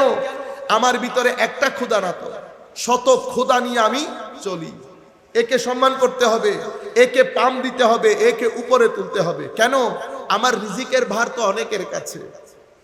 মনে রাখবেন, আমার আল্লাহ বলছে, বান্দা রিজিক আমি দেই, আমি প্রতিপালন করি, আমি সম্মান দেই। তোমার কোনো কিছু প্রয়োজন তুমি আমার কাছে চাইবা, আমি তোমাকে কথা দিতে, আমি তোমার প্রয়োজন মিটিয়ে দেব। হাত্তা আসুদ্দা ফাকরা তাফাররাক লিইবাদাতি, হাদিসে কুদসি। ইবাদত করবা, আমার কাছে চাইবা, খুলুসে নিয়তের সাথে, আমি তোমার সমস্ত চাওয়া পাওয়া মিটিয়ে দেব। কিন্তু তুমি যদি আবার মানুষের পকেটে পকেটে দৌড়াও, তো তুমি এটাও পাবা না, ওইটাও পাবা না। এজন্য আমার নবী বলছেন, ইজহাদ ফিমা আইদিন নাস ইউহিব্বুকান নাস ওয়াজহাদ ফিদ দুনিয়া ইউহিব্বুকাল্লাহ। দুনিয়াতে থাকবো, দুনিয়ার লোভ লালসা, দুনিয়ার কোনো কিছু আমাকে টানবে না, আমার আল্লাহ ভালোবাসবেন। আর আমার আল্লাহ যখন ভালোবাসেন, তো আমার আল্লাহ কি করেন জানেন? আমার আল্লাহ বলেছেন, ইন্নাল্লাহা মাআল মুহসিনিন। আল্লাহ যখন কাউকে ভালোবাসেন, আল্লাহ তাকে নিজের সঙ্গ দান করেন। কি দান করেন? মাইয়াত। আল্লাহ তাকে নিজের সঙ্গ দান করেন। সব সময় সেই ব্যক্তির সাথে সাথে আল্লাহ থাকেন। তো আমার আল্লাহ যখন কারো সাথে সাথে থাকেন, তো সেই ব্যক্তির জবান আর সেই ব্যক্তির জবান থাকে না, এটা আমার আল্লাহর জবান হয়ে যায়। আল্লাহর জবানে যেমন কুন বললে ফায়াকুন হয়, সেই ব্যক্তিও ঠোঁট নাড়ার আগে জিনিস এসে যায়। আসে নাই? আসেফ বিন বরখিয়ার জবানে কোথায় বিলকিসের সিংহাসন, কোথায় বিলকিসের সিংহাসন, বিলকিসের সিংহাসন। আসেফ বিন বরখিয়া বলছে, আইয়ারতাদ্দা মানে আপনি চোখের ব্লিঙ্ক করার আগে আমি সিংহাসন আপনার এখানে উপস্থিত করিয়ে দেব। তো এটা কিভাবে সম্ভব হয়েছে? কারণ জবান আসেফ বিন বারখিয়ার ছিল, কোনো সন্দেহ নাই। কিন্তু আমার আল্লাহ ওয়ালিদেরকে ওয়াদা দিয়েছেন, যখন কাউকে আল্লাহ সঙ্গ দান করেন তখন তার জবান আল্লাহর জবান হয়ে যায়। তিনি আল্লাহর জবানে কথা বলেন। তো আল্লাহর জবানে কথা বললে আমার আল্লাহ এরকম ধরে আনেন না, তো আমার আল্লাহ কুন বলেন ফায়াকুন হয়ে যায়। সেই কারণে আসেফ বিন বারখিয়া আমার মনে হচ্ছে কুন বলেছে ফায়াকুন হয়ে গেছে। আপনি বুঝতে পেরেছেন? তখন আমার আল্লাহ যখন কাউকে সঙ্গ দান করেন তো আল্লাহ ওই ব্যক্তি নিজের চোখে দেখেন না, আল্লাহর চোখে দেখেন। সেই কারণে আহলুল্লাহদের নজরের মধ্যে একটা তীক্ষ্ণতা থাকে। যত সিনিয়র লোক বসবে বসুক, আহলুল্লাহরা এক নজর দেখলে ভিতর থেকে মানুষ নার্ভাস হয়ে যায়। কারণ এই নজরগুলা নজরে রব্বানি হয়, নজরে রব্বানি হয়। আপনারা পুরো বিষয়টা ধারণ করতে পেরেছেন? তো হুজুর গৌসুল আজম বলছেন কুন মা আল্লাহ বেলা খালক ওয়া কুন মা আল খালক বেলা নফস। এখন একটা দারুণ কথা বলি, আল্লাহর তাসাউফ তরিকত আপনি ইজিলি বুঝে যাইতে পারবেন। হযরত বায়েজিদ বুস্তামি রাদিয়াল্লাহু আনহু স্বপ্নের মধ্যে উনি আল্লাহ রাব্বুল আলামিন উনি দেখলেন আল্লাহ উনাকে জিজ্ঞেস করতেছেন, বায়েজিদ দারুণ জিনিস, মাদ্রাসার ছাত্র হলে বুঝতে বেশি সুবিধা। মাজা তুরিদ, মাজা তুরিদ। বায়েজিদ বুস্তামিকে জিজ্ঞেস করতেছে কি চাও আমার কাছে বলো। তো হযরত বায়েজিদ বলতেছেন মাওলা ইন্নী উরিদু আন লা উরিদু ইল্লা মা তুরিদু, ইন্নী উরিদু আন লা উরিদু ইল্লা মা তুরিদু। আল্লাহ বায়েজিদ বুস্তামি শুধু সেটাই চায় যেন বায়েজিদ বুস্তামি এমন কোন জিনিস আল্লাহর দরবারে না চায়, কিন্তু ওই জিনিস যেই জিনিস আল্লাহ বায়েজিদ বুস্তামির জন্য পছন্দ করেন। মানে মোট কথা হচ্ছে আল্লাহ আপনি আমার জন্য যেটা পছন্দ করেন আমিও যেন সেটা পছন্দ করি, সেটাই আপনার দরবারে আমার দোয়া, সেটাই আপনার দরবারে আমার দোয়া। এমন কিছু যেন না চাই যেটা আপনি চান না, এমন প্রত্যেক কিছু যেটি আমি আপনার কাছে চাই যেটা আপনি আমার জন্য চান। সেই জন্য মওলায়ে করিম বায়েজিদ বুস্তামির জামানার মধ্যে ওনার এক শাগরেদ বহু বড় আল্লাহর ওলি বা বায়েজিদ বুস্তামি, এখানে কিছুদিন আগে মৌলবি আজীব লাগে কি বলে, বলতেছে ওনারা কি খেদমত করছে ইসলামে। বায়েজিদ বুস্তামিটা আল্লাহর মেহেরবানি যে আমরা এগুলার নাম নেওয়ার সময় ওযু কালাম আল্লাহ প্রটোকল হিসেবে ওযু কালাম রাখতে পারত। হযরতে জুনাইদ বুগদাদি রাদিয়াল্লাহু আনহু উনি বলছেন বায়েজিদ বুস্তামির, এখানে আরেকটা কথা বলে রাখি আপনাদের অনেকের জন্য কাজে আসবে আমার ভাইরা, আল্লাহর ওলিদের কিছু কথা যেটা বাহ্যিক দৃষ্টিতে শরীয়তের ক্ষেত্রে দৃষ্টিকটু হয়, বাহ্যিকভাবে আপনি মিলাইতে পারবেন না, আপনার মনে হবে এটা শরীয়ত বিরোধী, কিন্তু ভিতরে যদি ঢুকেন তো দেখবেন এটা মারেফতে ইলাহির মধ্যে ফানা হয়ে যাওয়ার কারণে উনি এই কথা বলেছেন। মনসুরে হল্লাজ বলেছেন আনাল্লাহ আনাল হক, আনাল হক। আপনি বাইরের দৃষ্টিতে দেখলে বলবেন উনি তো নিজেকে হক বলছে, কিন্তু আপনি যখন ডিপ ডাউনে যাবেন ওনার হালত গবেষণা করে আপনি পাবেন এটাই আসলে তাওহীদ, এটাই তাওহীদ। তো এই যে সুফিয়ায়ে কেরামের যেই কথাগুলো বাহ্যিক দৃষ্টিতে শরীয়তের দৃষ্টিকটু লাগে, কিন্তু আভ্যন্তরে ঢুকলে এগুলাকে অন্যরকম মনে হয়, এগুলাকে বলা হয় সাতহিয়াতে সুফিয়া। শব্দটা বলেন আমার সাথে, সাতহিয়াতে সুফিয়া। দন্তাস্য ত হলস্বীকা অন্তস্তীয় দিয়ে একটা জফলা, সাতহিয়াতে সুফিয়া। আমি এটা বারবার কেন বলাচ্ছি জানেন, আমাদের অনেক আউলিয়ায়ে কেরাম বাংলার জমিনেও কিছু কথা এমন আছে আমরা সবাই এগুলা নিয়ে কি করি, বহুত মারেফতি কথা, ওবে এগুলো আপনার বিষয় না, তো এটা আপনার বিষয় না। তো হযরতে জুনাইদ বুগদাদি বলতেছেন বায়েজিদ বুস্তামির কিছু কথা বাহ্যিক দৃষ্টিতে শরীয়তের বিপরীতে মনে হলেও এগুলা ওনার সাতহিয়াত, এগুলা বুঝার জন্য হয় ওনার মাপের ওলি হতে হবে অথবা ওনার চেয়ে কিছু ছোট ওলি সাধারণ ওলিদের গো এই কথা বুঝে আসবে রামবুতান খাই নাই এমন মানুষকে আমি রামবুতানের কথা বললে বুঝবে? আই আর রামবুতান হই দিয়ে ওনারা কিছু বুঝতে লাগবেন না, ওনারা তো মনে দিবে হরিয়ার শব্দ এন্ন, কিন্তু যিনি রামবুতান খেয়েছেন ওনার কানে যখন শব্দ যাবে জিহ্বার মধ্যে পানি চলে আসবে। বুঝতে পেরেছেন? খাওয়ার না খাওয়ার মধ্যে ফারাক আছে, দেখা আর না দেখার মধ্যে ফারাক আছে। যিনি দেখেন নাই ওনার কাছে নিছক একটা ফালতু শব্দ, নিছক একটা ফালতু শব্দ। যিনি দেখেছেন খেয়েছেন ওনার জন্য দারুণ শব্দ। এই জন্য দেখা না দেখা আসমান জমিনের ফারাক। যতদিন দেখে নাই তো দেখছেন নি অবস্থা, হ্যাঁ? এত বড় রাষ্ট্রের মালিকের প্রেসিডেন্টের বউ হয়েও জুলাইখা কেমনে একজন গুলাম, কি বলেছে? গুলাম, গুলামের সাথেই করেছে, গুলামের সাথে। যখন দেখে নাই তো গুলাম, যখন দেখেছে তো হাতও কেটে ফেলেছে, তখন বলেছে হাশালিল্লাহ, ওয়াও, এটা তো কোনো মানুষ না। তো যখন দেখেছে তখন বলতেছে মানুষই না, যখন দেখে নাই তখন বলতেছে গুলাম। বুঝতে পেরেছে? দেখলে রামবুতান, না দেখলে ফালতু শব্দ। বুঝা গেছে? তো এগুলাকে বলে সাতহিয়াতে সুফিয়া। এগুলার মধ্যে আপনারা যারা আছেন আপনারা এগুলাতে ঢু মারার চেষ্টা করবেন না। তো বায়েজিদ বুস্তামির সাতহিয়াত বর্ণনা করতে গিয়ে জুনাইদ বুগদাদি বলছেন, প্রথম যুগের প্রথম ক্যাটাগরির আল্লাহর ওলি, উনি বলছেন বায়েজিদ বুস্তামির সাতহিয়াত বলতে গেলে উনার মতো হইতে হবে অথবা কিছুটা নিচে। একদম সাধারণ যারা আহলুল্লাহ আছে তারাও এই কথাগুলা বুঝবে না। এগুলা ভেদের কথা।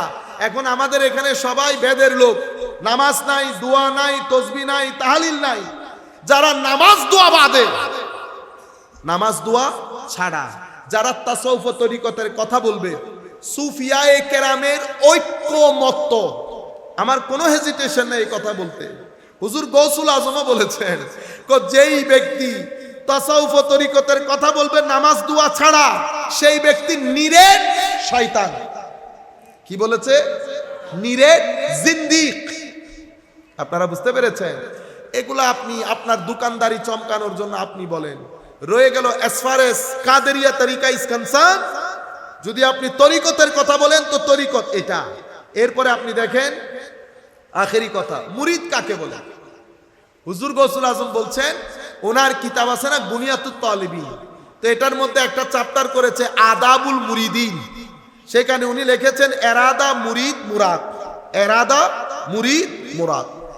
মুরিদ শব্দটি এরাদা থেকে, এরাদা মানে চাওয়া, সংকল্প করা, ইচ্ছা করা। আপনি ইচ্ছে করেছেন মুরিদ, কিন্তু তরিকতের ক্ষেত্রে মুরিদ কাকে বলে? কিসের ইচ্ছা? যেই ব্যক্তি আল্লাহর সন্তুষ্টির জন্য তরিকায়ে কাদেরিয়ার মধ্যে যদি ঢুকে, তো তরিকায়ে কাদেরিয়ার দেওয়া উসুলগুলোকে নিজের ব্যক্তি জীবনে পালন করতে করতে করতে নিজের আদতগুলোকে পরিবর্তন করে ভিতরের জগতে আল্লাহর ইশক মুহাব্বতের চেরাগ জ্বালিয়ে দেয়, তাকে মুরিদ বলে। আমি এখন যে কথাগুলা বলেছি এই কথাগুলোর মধ্যে আপনি যেগুলা জানতেন কিছু আছে, এখানে কিছু আছে। তসবিহ তাহলিল তাসাউফের ক্ষেত্রে জরুরি, তাসাউফের ক্ষেত্রে সওয়াবের কাজ, কিন্তু ওইটার মধ্যে সুফিবাদ নাই, এটার মধ্যে সুফিবাদ নাই। আপনি বুঝতে পেরেছেন? এগুলা সব চলার জন্য, সওয়াবের জন্য জরুরি, কিন্তু এটার নাম সুফিবাদ না। সুফিবাদ সর্বসাকুল্যে আদত পরিবর্তনের নাম। আমি তরিকতের দীক্ষা নিয়েছি, মুরিদ হয়েছি, আমি প্রত্যেক 1 মাস পর পর দেখবো আমার আদত পরিবর্তন হচ্ছে কিনা। আদত বুঝতে পেরেছেন তো? মিথ্যা বলতাম, এখন বলি না। চোখ দিয়ে হারাম দেখতাম, এখন দেখি না। হুজুর গৌসুল আজম আব্দুল কাদের জিলানী রাদিয়াল্লাহু তাআলা আনহু বলছেন যে, এটা উনি খুব সুন্দর করে বলেছেন, ওনার কিতাব থেকেই বলি। হুজুর গৌসুল আজম আব্দুল কাদের জিলানী রাদিয়াল্লাহু তাআলা আনহু বলছেন যে, আপনি যখন এই পিরিয়ডের মধ্যে আদত পরিবর্তন করবেন কিভাবে? তো কসম করতে পারবেন আল্লাহর নামে। এই মুজাহাদা পিরিয়ডের মধ্যে আল্লাহর নামে কসম করতে পারবেন। কেন? তো আল্লাহর নামে কসম করা হচ্ছে মানে হচ্ছে মানুষ আপনাকে বিশ্বাস করে না। যেই ব্যক্তিকে মানুষই বিশ্বাস করে না সেই ব্যক্তি আল্লাহর বিশ্বস্ততা অর্জন করতে পারবে না। এরপরে কি করবে? সব সময় সত্যের মধ্যে থাকতে হবে। তাইলে সত্য কথা বলতে গেলে মিথ্যা পরিত্যাগ করতে হবে, একটা ছাড়তে হবে, একটা নিতে হবে। আদতের মধ্যে মিথ্যা চলে যাবে, সত্যবাদিতা ঢুকবে। এরপরে আদত পরিবর্তন করলে কি হবে? ওয়াদা রক্ষা করবে, কোনোভাবেই ওয়াদা ভঙ্গ করা যাবে না, আদত পরিবর্তন। এরপরে মানুষকে আগে গালিগালাজ করতাম, এখন গালিগালাজ করা যাবে না। এরপরে কথায় কথায় মানুষকে বদদুয়া দিতাম, এখন জুলুম করলেও বদদুয়া করা যাবে। হুজুর গৌসুল আজম যিনি কাদেরিয়া তরিকার বাণী, উনি আমাদেরকে শিখাচ্ছেন তরিকতের আসল জিনিস। এরপরে কি, কোনো কারণে, যে কোনো কারণে আহলে কেবলা, যারা আহলে কেবলা আপনার মসজিদে নামাজ পড়ে, আপনার জবাইকৃত জিনিস খায়, তাকে আপনি কোনো কারণে কাফের বলতে পারবেন না, কাফের বলতে পারবেন না। এখন যে রাস্তায় দাঁড়িয়ে কথায় কথায় যে কাফের বলা বলি করতেছে, হুজুর গৌসুল আজম আব্দুল কাদের জিলানী বলছেন, আমার এই মুজাহেদা পিরিয়ডের মধ্যে নতুন ছাত্র যারা জয়েন করছে, তারা কোনো কারণে আহলে কেবলাকে কাফের বলবে না, বুনিয়াতুত তালিবিন। এরপরে কি করতে হবে? আগে আমার দৃষ্টি দিয়ে অনেক হারাম জিনিস দেখতাম, এখন দেখা যাবে না। এরপরে মানুষের উপর বোঝা হয়ে যাব না, মানুষের উপর, এটা একটা খুব খারাপ জিনিস, বোঝা হয়ে যাওয়া, মানুষকে ডিস্টার্ব করা, এটা করা যাবে না। এরপরে লোভ, মানুষের কোনো কিছুর কারণে লোভ করা যাবে না। এরপরে কি? ভদ্রতা, আত্তাওয়াদু, যেটা তাসাউফের একেবারে আপনি মনে করতে পারেন হাড্ডি এবং রক্ত সুফিবাদে, সেটা কি?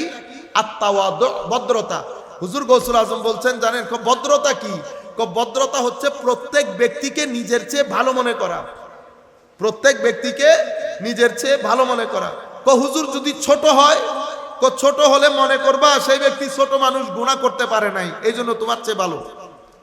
হুজুর যদি বয়সে বড় হয়, তো বলবা যে বয়স যেহেতু বেশি, সোয়াবের কাজও বেশি করেছে, নামাজ দোয়া বেশি পড়েছে, সেই কারণে তোমার চেয়ে ভালো। হুজুর যদি নন মুসলিম হয়, অমুসলিম, তো অমুসলিম হলে মনে করবা যে মৃত্যুর সময় কে মুসলমান হয়ে মরে সেটা তুমিও জানো না, সেও জানে না, সেই জন্য সে ভালো। বুঝতে পেরেছেন আপনারা? এই হচ্ছে তাসাউফ ও তরিকতের মূল বিষয়। আমরা আর কথা না বাড়াই, মওলাই করিমের দরবারে ফরিয়াদ জানাই, আল্লাহ রাব্বুল আলামিন যেন আমাদের যা কিছু বলেছি, আল্লাহ রাব্বুল আলামিন আমাদেরকে, জিন্দাবাদ,